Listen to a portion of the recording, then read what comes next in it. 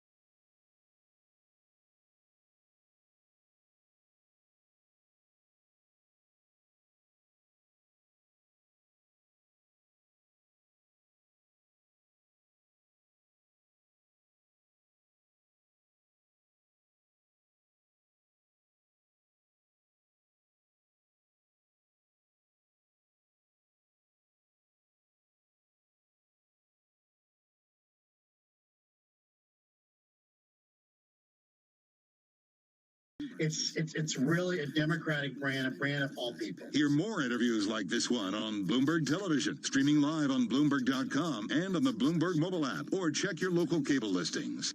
Markets, headlines, and breaking news 24 hours a day at Bloomberg.com, the Bloomberg Business app, and at Bloomberg Quick Take. This is a Bloomberg Business Flash. And I'm Karen Moscow. European stocks are rising along with U.S. stock index futures as hopes for reassuring jobs data later in Washington adds to momentum from positive vaccine developments.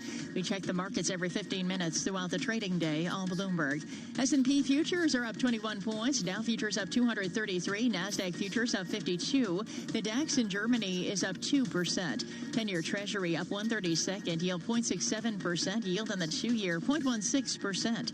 NYMEX crude oil is up 0.5% or 21 cents at $40.04 a barrel. COMEX gold is up 0.2% or $3.80 at $17.8370 an ounce. The euro 1.1296 against the dollar. British pound 1.2524 and the yen is at 107.38. Today we are watching for the June jobs report at 8:30 Wall Street time. We also get the weekly report on initial jobless claims as well as the trade balance. The Bloomberg Consumer Comfort Index is out at 9:45, followed by factory orders and durable goods orders at 10. And that's a Bloomberg Business Flash. Now here's Amy Morris with more on what's going on around the world. Amy. Karen, the surge in coronavirus infections continues across the South. Arizona reporting a record number of cases, plus increases in deaths and emergency room admissions. Daily infections hit a record in Texas, where intensive care units in Houston have now exceeded full capacity. Infections in Florida also on the rise, prompting Miami-Dade County to require masks in public. Pennsylvania is requiring masks, too. For the first time, daily coronavirus cases passed 50,000 nationwide. That is the highest level yet in the pandemic. Other news we're watching, House lawmakers have passed a bill imposing sanctions on banks that do business with Chinese officials involved in cracking down on pro-democracy protesters in Hong Kong. The measure could head to the president's desk as early as today. Global news 24 hours a day on air and on Bloomberg Quick Take, powered by more than 2,700 journalists and analysts in more than 120 countries. I'm Amy Morris. This is Bloomberg. Nathan. Okay, Amy, thanks. It's 5:19 on Wall Street, live from the Bloomberg Interactive Brokers studios. This is Bloomberg Daybreak, and we're joined now by Mark Vittner, senior economist at Wells Fargo, on an unusual jobs day. We get the weekly unemployment claims and the June payrolls report at the same time later this morning. Mark, good morning to you. I wonder how much weight we're going to put on these numbers, given the dial back in the reopenings we're seeing in much of the country, particularly in the South and West, with coronavirus continuing to spread. It's a very good question because I think that most folks are expecting the overall number to be up solidly. Our own forecast is for a net gain of 3.3 million, and we base that off the fact that from mid-May to mid-June, which is the period covered by the employment report, that there was more improvement in the economy than there was from mid-April to mid-May. And so we know that that number is going to be solid, but we've really seen the economy slow the last couple of weeks. And that's something that the jobless claims number may tell us about because it covers the period through June 27th. And most folks are looking for just some modest improvement, a decline of about 100,000 or so. If that number comes in, if it comes in that it doesn't improve or that it actually turns the other way, then I think it could actually outshine the employment report. Could we see further distortion in the data? Of course, with the May payrolls report, we got a lot of people that were counted as still employed rather than temporarily laid off. Do you think that's going to get fixed this time around? I don't think it's something that's necessarily going to be fixed because I think that there's always...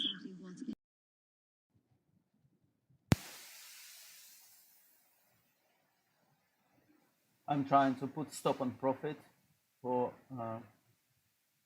Canadian dollar to 135.88, Cleveland 89. Yeah. Let's see, it's supposed to reach 135.87. Okay. Yeah. We on. Stop on profit at 135.89.1. It will give us £200 profit.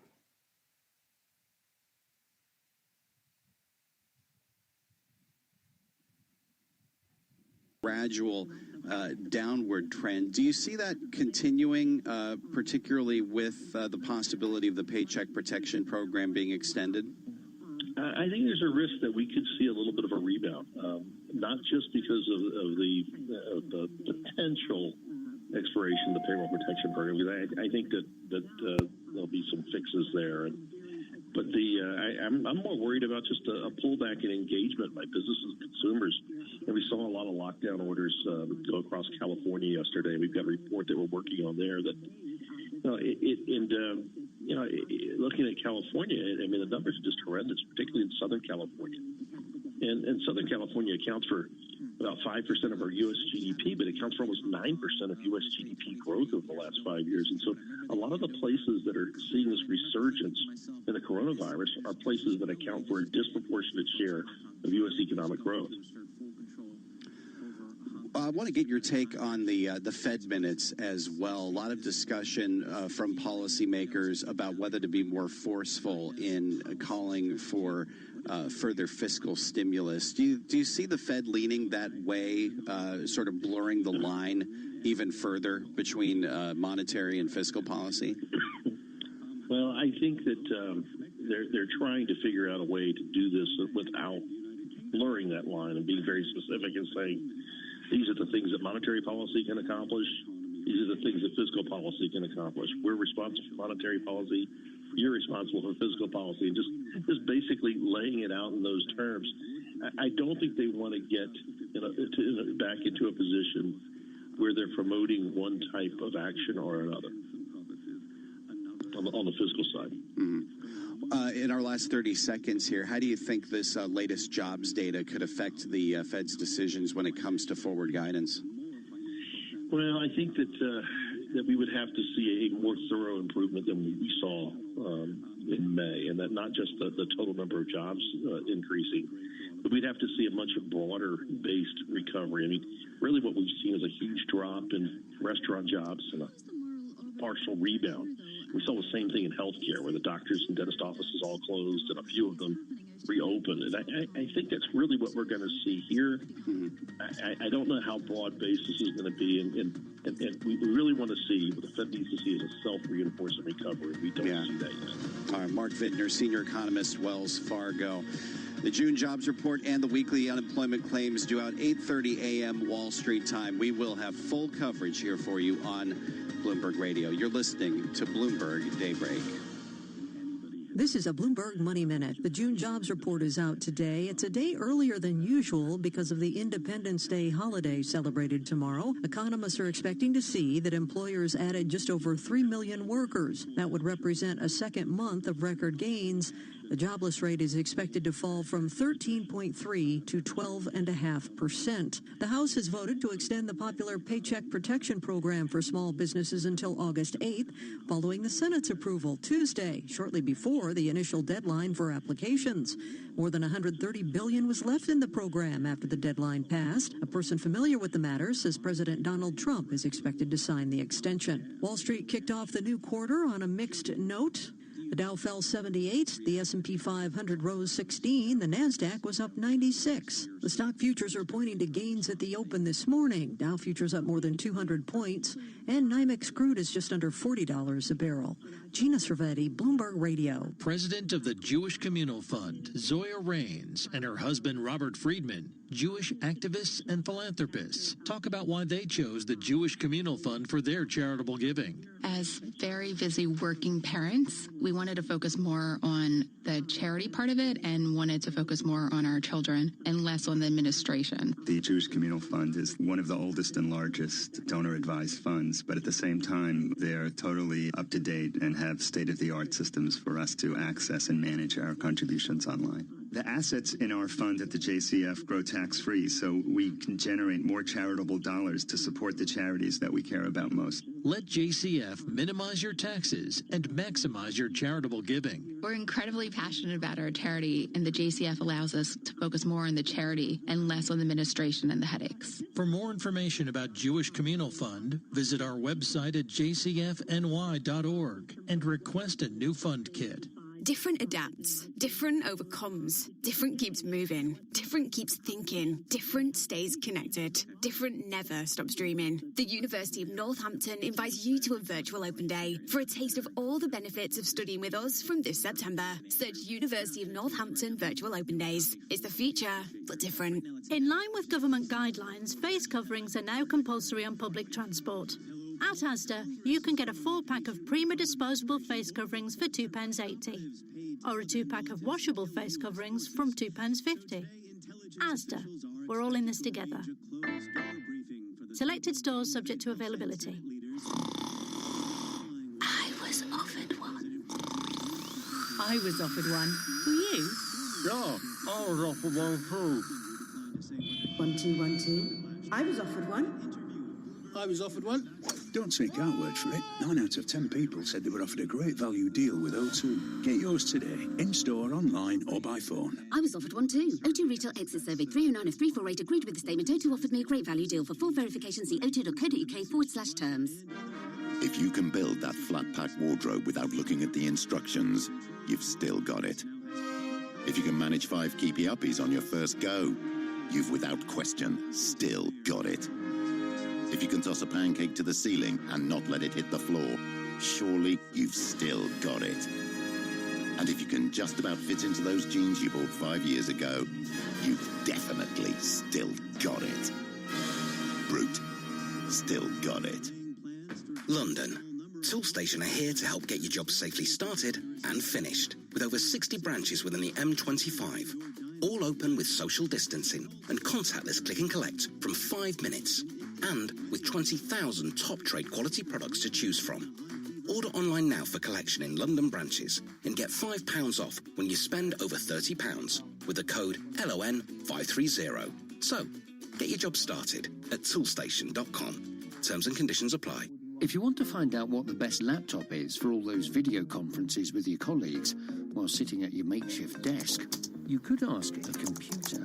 Or someone called Colin, or Luth, or Ange, or one of our other tech experts on Shop Live, Curry's PC World's online video call experience. Hi, you're talking to Colette on Shop Live. Isn't it nice to get advice from another human being? They're just a click away. Curry's PC World. Talk to our tech experts online with Shop Live. Broadcasting live from the Bloomberg Interactive Broker Studio in New York. Bloomberg 1130 to Washington, D.C. Bloomberg 99.1 to Boston. Bloomberg 106.1 to San Francisco. Bloomberg 960 to the country. Sirius XM Channel 119 and around the globe. The Bloomberg Business app and BloombergRadio.com. This is Bloomberg Daybreak. It's 5:30 on Wall Street. Good morning. I'm Nathan Hager. And I'm Karen Moscow. We are just about 4 hours away from the opening of U.S. trading. Let's get you up to date on the news you need to know at this hour. U.S. futures are gaining ahead of the monthly jobs report, and despite a surge in coronavirus infections, Arizona reported a record number of cases. On the same day, Vice President Mike Pence paid a visit to the state. With cases rising dramatically, not just here in Maricopa County, but all across Arizona, we wanted to be here to get a report from the ground. That report showed a daily jump of 5,000 new cases. Daily infections also hit a record in Texas, where intensive care units in Houston have now exceeded full capacity. Now, the outbreak has California Governor Gavin Newsom shutting down some business operations. We have specifically targeted our efforts to close indoor operations, and I want to reinforce this. Indoor operations. That move will affect counties holding more than 70% of the state's population as cases in California rise. Still, President Trump expects the pandemic to fade. He spoke with Blake Berman on Fox Business. I think that at some point that's going to sort of just disappear, I hope. You still believe so? Disappear? Well, I do. Yeah, sure, at some point. And I think we're going to have a vaccine very soon, too. For the first time, daily coronavirus cases passed 50,000 nationwide. That's the highest level yet in the pandemic. As fresh restrictions take effect, it raises questions about how relevant today's jobs data will be. Paul Krugman is Distinguished Professor of Economics at City University of New York. Going to look good, but it's going to be in the rearview mirror, and it's going to be a dead cat bounce. And it's clear that the high-frequency data and everything we're seeing says that we just hit a wall because of the spike in cases in the Sun Belt. Tune in 3 hours from now for live coverage and analysis of the payrolls report, followed by an interview with White House economic advisor Larry Kudlow. In the meantime, minutes from the latest Fed meeting show officials staying clear of yield curve control for now. Bloomberg's John Tucker joins us live with details. Good morning, John. And Nathan, central bankers seem opposed to caps on yields or targets anytime soon. Nearly all the participants had questions regarding the costs and benefits of yield curve control. They also appear ready to enhance forward guidance by tying future moves to inflation or unemployment. I'm John Tucker, Bloomberg Daybreak. All right, John, thank you. S&P futures are up 19 points this morning. Dow futures up 215. NASDAQ futures up 44. The 10-year Treasury, little change, yield 0.67%. And NYMEX crude oil is up 0.6% or 24 cents at $40.07 a barrel. The euro, 1.1291 against the dollar. Straight ahead, we have the latest world and national news. This is Bloomberg. Okay, Karen, thanks. It's 5:33 on Wall Street. Let's get more details on the coronavirus surge. Here's Bloomberg's Amy Morris. Amy? Nathan, we're seeing more positive coronavirus cases than ever each day in the U.S., and New York Governor Andrew Cuomo is making testing available now to all New York residents for free. Position closed. Position closed on United States dollar against Canadian dollar. Total profit £200.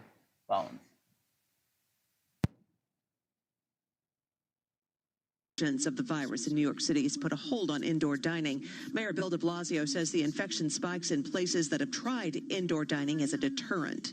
We're going to work with the state of New York to figure out what is the exact right way to do this. How to postpone indoor dining till the right moment. What the approach would be to determine when it makes sense to go about it again. De Blasio did say beaches are open just in time for the long Independence Day weekend. We are ready for a great holiday weekend. The lifeguards are ready to go. New Yorkers can stay cool. A one-day uptick in hospitalizations in New Jersey rang alarm bells for Governor Phil Murphy. In the past day, 45 people died from COVID-19. We know we are going to keep having days where the numbers go up. The task for all of us is to make sure that those one-day increases don't turn into trends. New Jersey has also delayed reopening indoor dining. Murphy says it's easy to become complacent. No one, absolutely no one, especially our younger residents, can be lulled into complacency and think it's okay to crowd around bars without any regard for those around us. That is how we backslide. That's how we get pushed off our road back. Atlantic City casinos reopened today with masks required and with temperature checks. No food, no beverages, no smoking. President Trump tells Fox Business that masks are fine if you want to wear one, but he doesn't believe they have to be required. I'm all for masks. I think masks are good. I would wear, if I were in a group of people and I was close. You would wear one? Oh, I would. Oh, I have. I mean, people have seen me wearing one. While he's pushed back against wearing a mask himself, he says he likes the way he looks in a mask. Global news 24 hours a day on air and on Bloomberg Quick Take, powered by more than 2,700 journalists and analysts in more than 120 countries.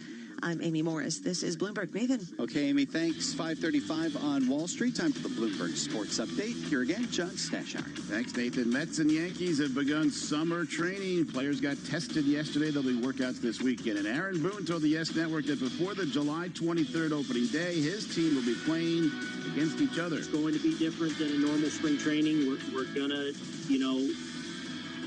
put a lot of value on live reps, pitchers facing hitters, hitters facing pitchers, getting live defensive reps, trying to build guys up as safely and as smartly as we can.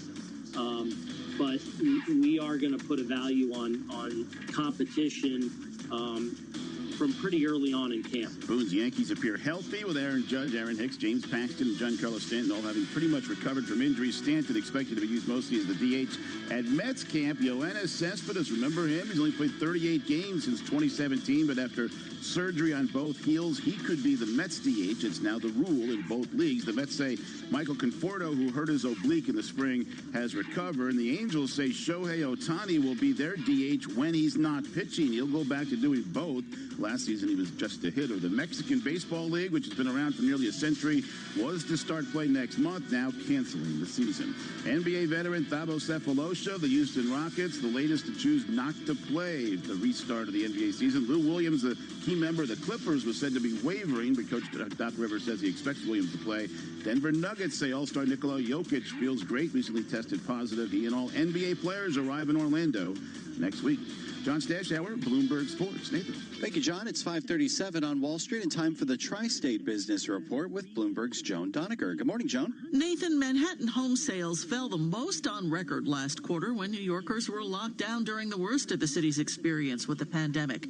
Miller Samuel and Douglas Elliman Real Estate say purchases of co-ops and condos fell 54% from a year earlier, the biggest year-over-year drop since the firm started keeping records. The median price of deals fell 18% year-over-year, too. That was the biggest drop since 2009. Restaurateurs across the city are largely understanding about pushing back the start of indoor dining. Some of the people who talked to Bloomberg said they weren't counting on it anyway.